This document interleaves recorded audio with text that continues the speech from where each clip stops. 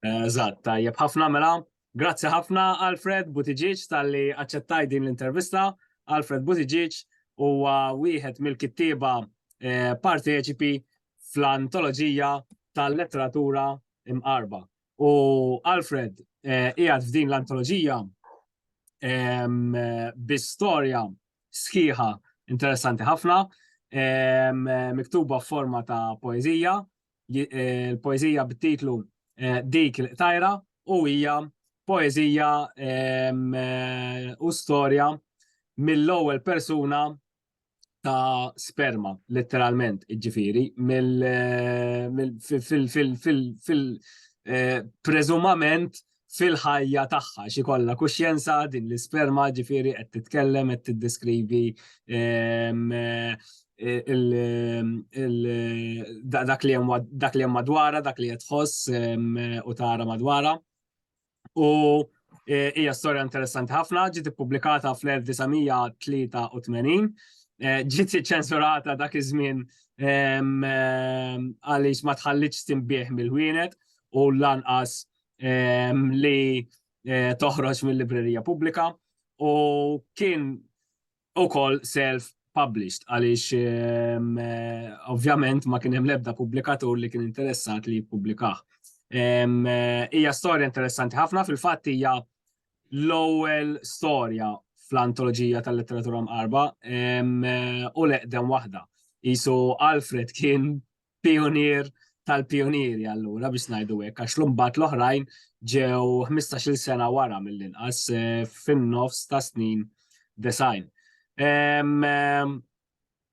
Illum imma apparti dik il-tajra ħankunu qed nitkellmu wkoll fuq Getsu, ktieb ukoll self-published ta' Alfred Buttigieg li ħareġ sena ta' qabel, forma ta' novella, ġifieri, ktieb ta' 40 paġna storja ta' 40 paġna storja qasira li hija miktuba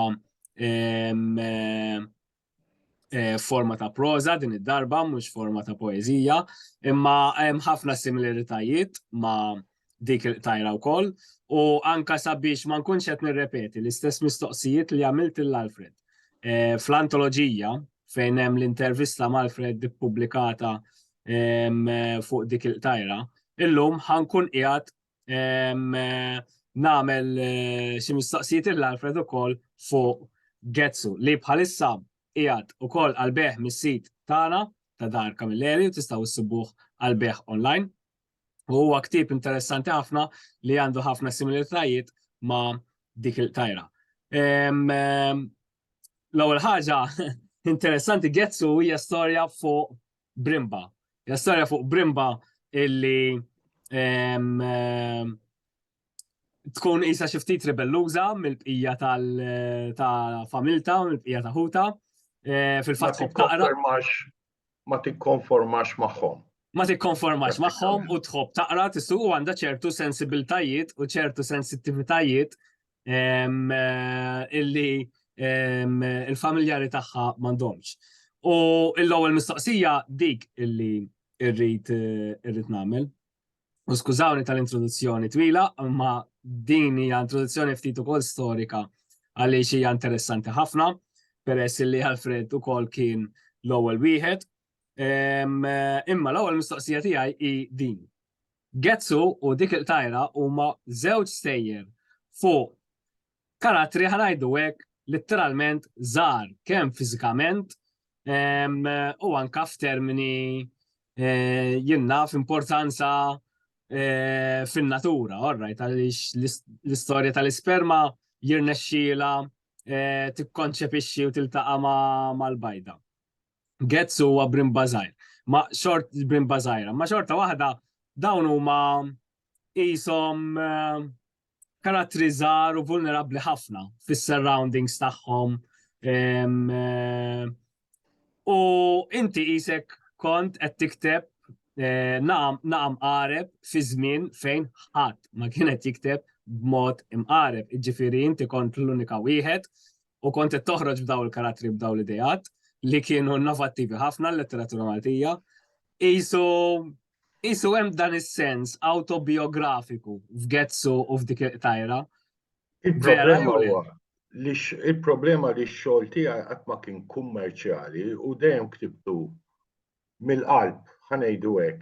L-ispirazzjoni għall-istorja tal-Brimba ta' Getzu u bil-ħaq dak jismu Getzu għax kien imgeddes l-idea ħarġet minn hemm kienet dak iż-żmien meta ktibta dak bdejt nikbu ta' 23 sena. Jiġifieri kont għadni żgħar mhix ħażin. L-idea li inspiratni kienet konna l-iskola ta' Ħaltarxin u kelli il-klassi tiegħi fl-ewwel solar u mit-tieqa kien hemm dal-ġnien kbir li kien jagħmel parti mill-iskola.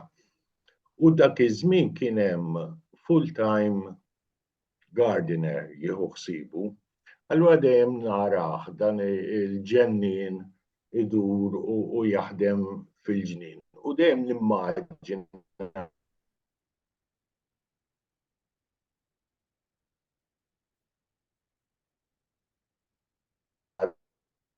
dawk dan il-ġnien. U barra l-imħabba li kelli għal-brimb, fil-fatt li nikkutatu li għandi hija brimba li qiegħda f'saqajja, brimba żgħira. Kienet affaxxinani ħafna dan il-ġnien u kien inspirani ħafna biex niktibha. Il-problema li kelli bil-Getzu huwa għax għedlek li ma kienx kummerċjali. Il-problema ewlenija kienet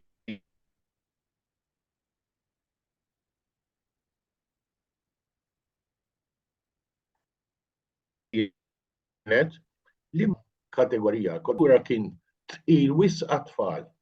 Jiġifieri bħala materjal kien tqil ħafna tfal, anke l-filosofija li fih l-idea ta' l-eżistenzjaliżmu. Inkitbet teżi fuq teżi tal-Malti jisimha Getzu u l-eżistenzjaliżmu interpretazzjoni filosofika ta' ħrafa ta' Alfred Buttigieg. U dik kienet għamlita Elaine Caruana fl-2010. Ma kien tqil wisq għat-tfal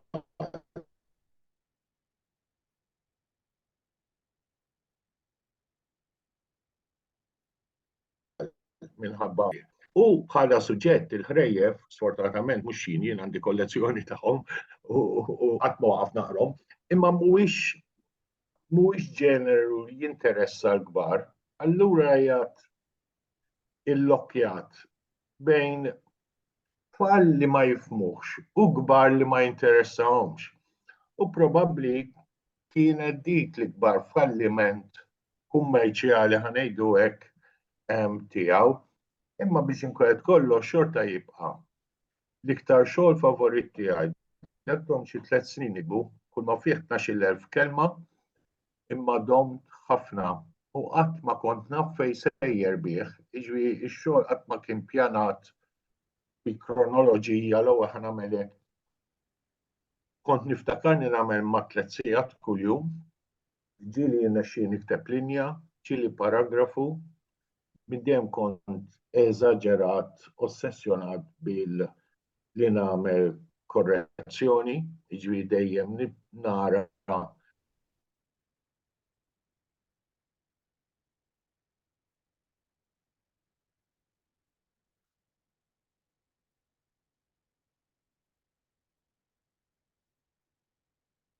deskrizzjoni.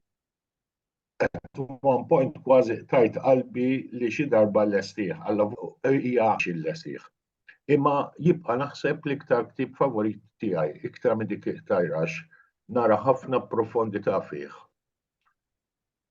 Naqbel miegħek ħafna li Getzu huwa ktieb profond. Biex nerġa' nagħmel sommarju żgħir ta' dak li kont tajt peress li fkien minnhom għata ftit il-konnessjoni naħseb inti kont tajt illi Getzu ma marx tajjeb kummerċjalment għaliex huwa ktieb bejn qisu t-tfal, ktieb diffiċli għat-tfal u ktieb li Meta tgħid ħatarġa tbdih mill-bidu. Le, minn fejn ħallejna. Peress li inqatat ftit il-connection kellna nagħmlu dik il-post, imma konna ngħidu kif Getsu bħala ktib peress li huwa diffiċli għat-tfal, imma ma tantx interessa l-kbar peress li qisu ħrafa, kommerċjalment ma marx tajjeb. U fil-fatt dan huwa wkoll riflessjoni ħanajtek ta' x'kien il-qarrej dak iż-żmien. Jiġifieri ix-xogħlijiet tiegħek kienu xogħlijiet letterarji filosofiċi, għaliex anke dik il-qtajra għandu ħafna filosofija fih dik il-qtajra. U għandek ukoll l-element tal-eżistenzjaliżmu huwa kbir għaliex il-fatt li sperma għandha l-individwalità tagħha. Il-metafora kif nara jien hi li fl-affarijiet żgħar tal-umanità hemm l-individwalità. Ġifieri inti kont tissib isek l-affarijiet tal-ħajja, l-affarijiet umani fl-affarijiet vera żgħar li aħna narawhom inokwi forsi. U Getsu għandu dik il-metafora wkoll filosofika. Nemmen ħafna fis-self-awareness. Eżatt. Li sfortunatament hija vera nieqsa tal-pajjiż. U il-karattri prinċipali kemm ta' dik it-tajra u kemm ta' Getsu għandhom sens qawwi ta' self-awareness. Jafu x'qed jiġri madwarhom. L-uniku differenza li Getsu bħala karattru huwa naiv, jemmen ħafna fit-tajjeb tal-bniedem u ma jaqtax qalbu. Li sfortunatament waslitu fil-mewta kera li kellu jgħaddi minna u għadda minna minħabba li kien jafda ħafna lil kulħadd, kien jemmen fit-tajjeb tagħhom. Il-karattru ta' dik tajra huwa iktar ma tantx tissimpatizza miegħu ngħiduha kif inhi, assolutament. Ġifieri kun tixtieq tifgah. Imma Getsu naħseb dik hija d-differenza prinċipali bejniethom. Getsu huwa karattru li ġarek tħobbu għandu self-awareness. Kien hemm okkażjoni waħda biss meta abbuża bil-poter jew bis-saħħa tiegħu għamilha meta kien fis-siġra ma' soka jekk niftakar sew li kienet fli xtejdilha tal-kotba u keċċiha. Is-Susa? Is-Susa. U dispjaċi huma rifiċċa. Jiġifieri dik l-iniku darba li qisu żbalja u mill-ewwel ġie aware tal-iżball li għamel. Qed tifhem, kien ukoll rivoluzzjonarju bħal-rivoluzzjoni li qajjem fil-bejta tal-Nemel. Li naħseb huwa kapitlu favorit tiegħi, jiġifieri huwa b'saħħtu huwa maġġel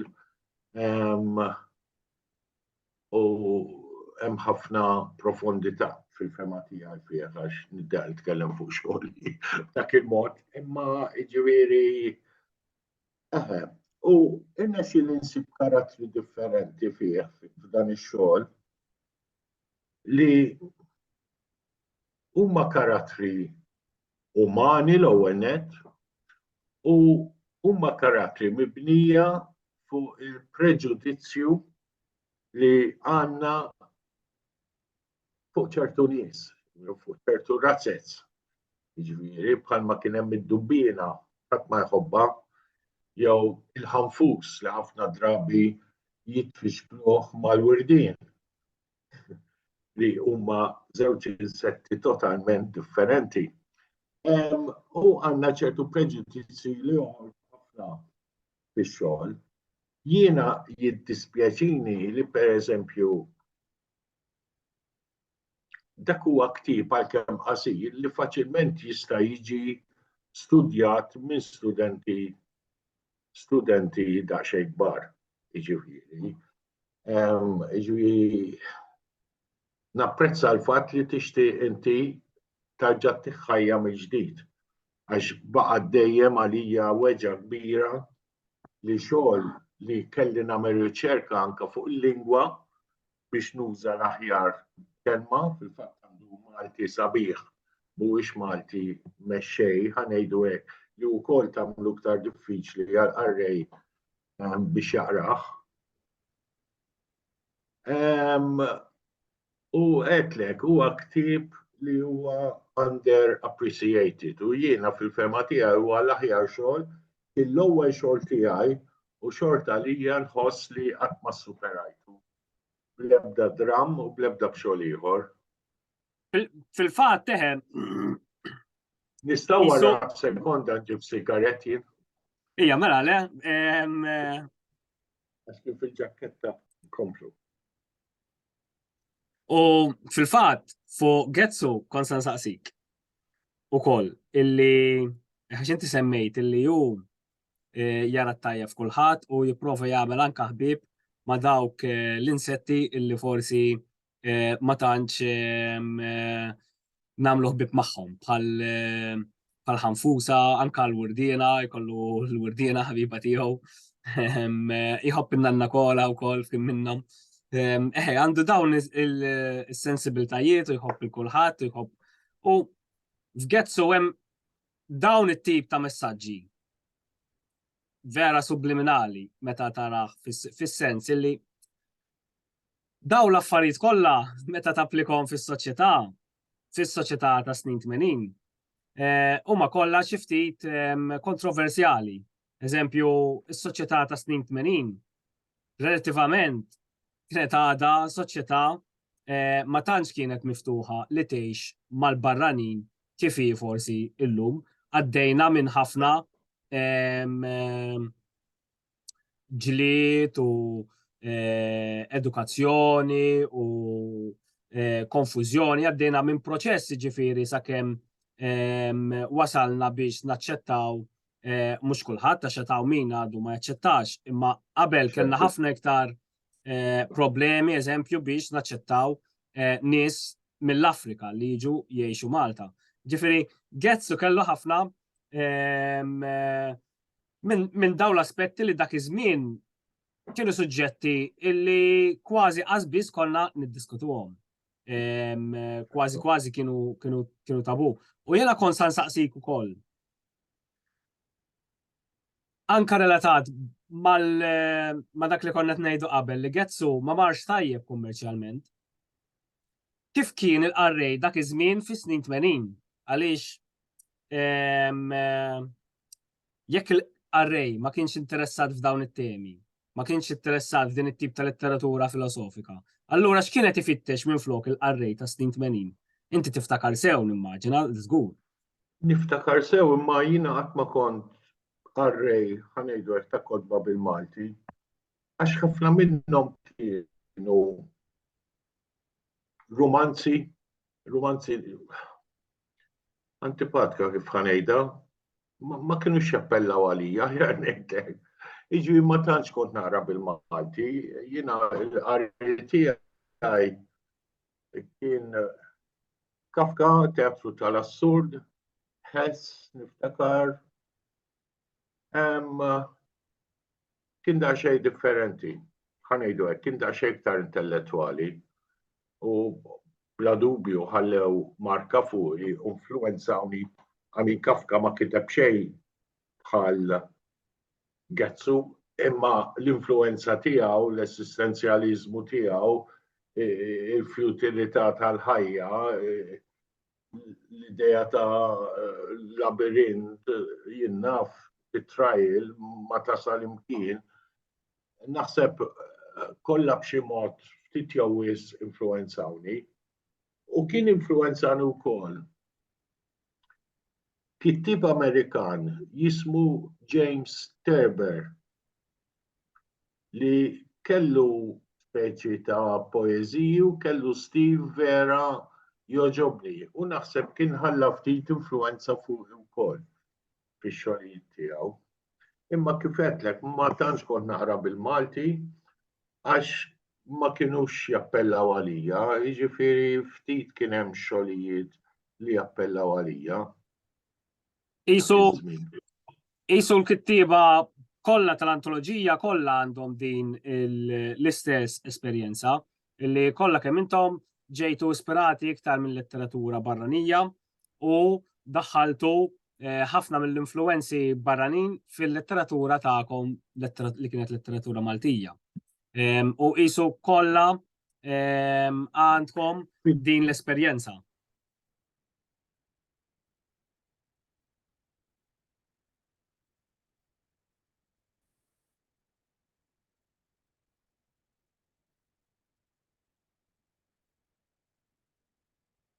Id-drammi iktar influenzat mill-madwar. Jiġifieri kemm dik tajra u kemm Getzu naħseb kienu influenzati iktar minn xogħlijiet barranin. U ovvja għamilthom tiegħi il-mod kif huma miktubin għax l-influenzi laqqas huma daqshekk ovvji ħanejdu hekk.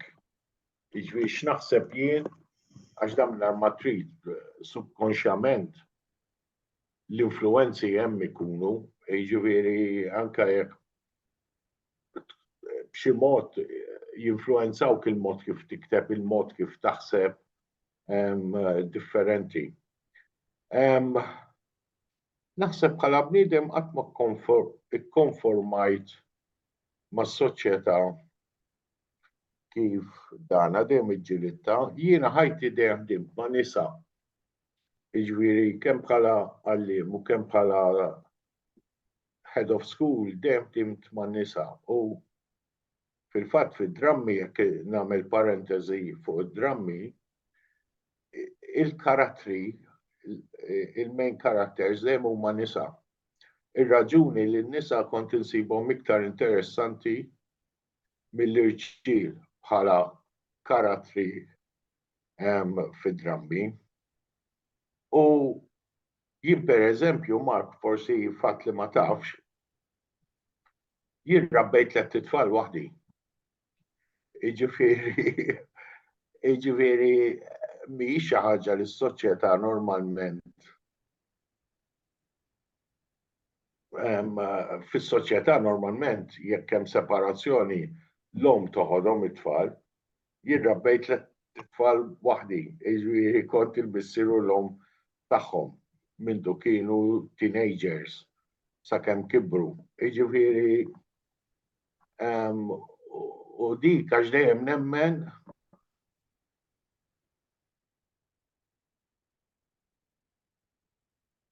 m'hemm xejn li fi weled it-tfal. Speċi hija kollox jista' jagħmel raġel, jista' jsajjar, jista' jaħsel ħwejjeġ, jista' jagħmel ix-shopping, jiġifieri m'hemm xejn li mhux kapaċi jagħmel. U dik naħseb ħatta, jiena kelli ommi semi litterata. Imma ma' tfal konna 5 kienet timxi ma' kollha l-istess. M'hemmx il-bniet jagħmlu l-faġendi u s-subien sieq fuq sieq. Jiġifieri kollha kienet tokkupana, jiġifieri ta' 14-15 sena konna f'naħsel ħwejjeġ, jiġifieri ċertu skills kien naħseb ġejjin mingħand ommi għalkemm ommi kienet bniedma kif taqbad tgħid ordinarja li hija ma kienx imma fis-soċjetà hekk tidher bħala bniedma normali, trabbi familja u daqshekk. Imma naħseb kellha kwalitajiet li ħadthom minn għandhom fuq l-outlook tiegħi lej is-soċjetà u lej il-ħajja. Kemm taħseb illi illum il-ġurnata jew anka dak iż-żmien insomma wkoll nistgħu nagħmlu komparagun.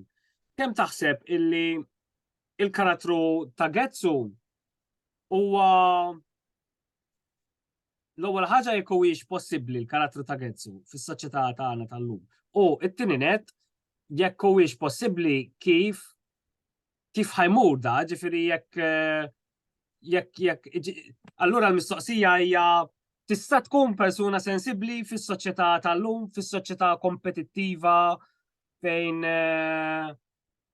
il-kompetizzjoni hija aggressiva ħafna. Huwa possibbli li l-ġurnata tal-lum Getsu jeżisti u jgħix u jissopravivi?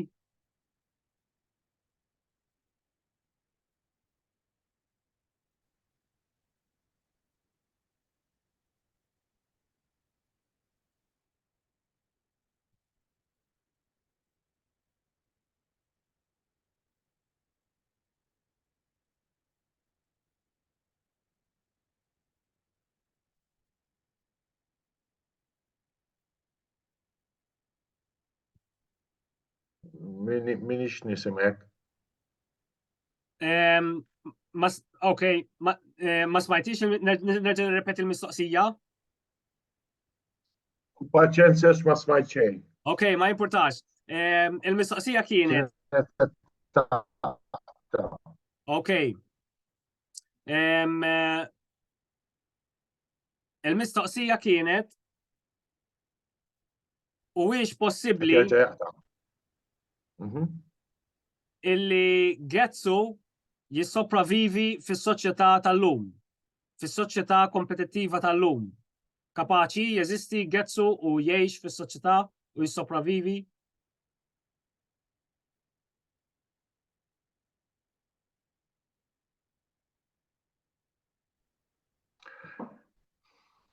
Ara, aħna ngħidu meta ikunu ħafna nies li huma idealisti, fortunatament ftit jibqgħu pereżem min jidħol politika, forsi jidħlu b'intenzjoni tajba u ma jibqgħux għax aħna l-Maltin ngħidu għall-politikanti maħna korrotti daqshom bħala poplu għax ngħidu korruzzjoni ħafna drabi meta ma nekkwistaw xejn. Jekk qed nakkwistaw ma jimpurtax mela. Getsu kien idealist mill-bidu sal-aħħar, ngħidu hekk. Jiġifieri naħseb ma jeżistux wis karattri li jersqu leħ. Case in point li nista' naħseb li huwa viċin tiegħu huma graffiti, moviment graffiti li jibqgħu jippersistu, ma jgħejjewx, jibqgħu jiġġieldu fejn jaraw inġustizzja u jien dispjaċik billi għandi li dal-moviment mhuwiex partit politiku. Għax kieku naħseb ħafna nies jivvutawlu. Jiġifieri ma naħsibx li wisq nies li jersqu lejn karattru tiegħu li baqa' sal-aħħar jemmen fit-tajjeb tal-bniedem, ċertu self-awareness u hekk. Naħseb li u iktar ma jgħaddi żmien l-idea ta' greed, l-idea ta' reba isa qed tikber u saret parti mis-soċjetà. Saret l-iktar ħaġa importanti għal ħafna nies, xi ħaġa li qatt ma stajt nifhem. Interessanti ħafna kif rispondejt il-mistoqsija, allura dak juri illi hemm tama allura skont il-risposta tiegħek għal min hu sensibbli għal dak li qed jiġri madwaru. U hija interessanti ħafna dak huwa l-iktar punt kruċjali qisu inti ma tantx kont ħanin fuq il-karattru ta' dik il-qtajra, ma naħseb jiena wkoll anke għandu ċertu sensibiltajiet. U għandu r-rabja s-soċjetà u jara l-artifiċjalità tas-soċjetà wkoll għal meta jiġu l-mistednin għall-okkażjoni. Jiġri għandu ċertu rabja wkoll, rabja l-missieru, rabja l-ommu li jara wkoll superfiċjali. Jiġifieri ċertu rabja li għandu għalija huma ġustifikati. Imma xorta jibqa' l-fatt li ma tantx tista' tempatizza miegħu. He is too violent, aggressive, ċiniku, jiġifieri bħala karattru ma tantx jiġbdek. All right, jibda daqsxejn iktar filosofiku, ma naħseb iktar ma jsir aware ta' dak li hu madwaru, naħseb iktar isir aggressiv. Jiġifieri. Ma xiex jew ma' min kieku qablu fir-realtà il-karattru ta' dik il-tajra. Inti qabbilt il-Gezzu mal-movement graffiti. Hemm xi ħadd illi fis-soċjetà Maltija tal-lum tista' tikkomparah miegħu il-karattru ta' dik il-tajra? Ħarġejdli, sorry. Inti qabbilt il-Gezzu mal-movement graffiti. Hemm karattru fis-soċjetà Maltija li tista' tikkomparah mal-karattru ta' dik il-tajra?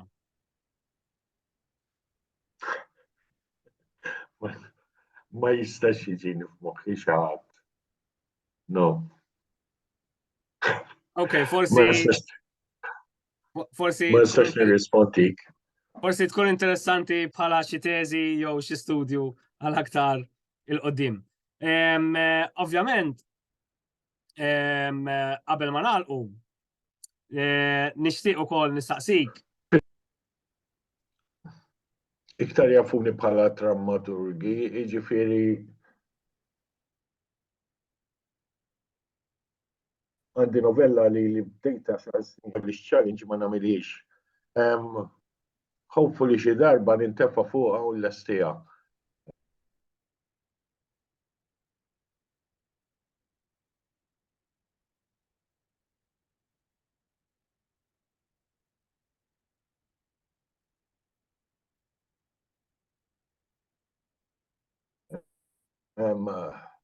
Jiġifieri full length ħanejdu hekk barra x-short plays li għandi u fl-aħħar mill-aħħar nixtieq li jekk għandi nikteb għandi lesti dik il-novella li kont bdejt li hija semi autobiografika imma irrakkontata minn Fekruna.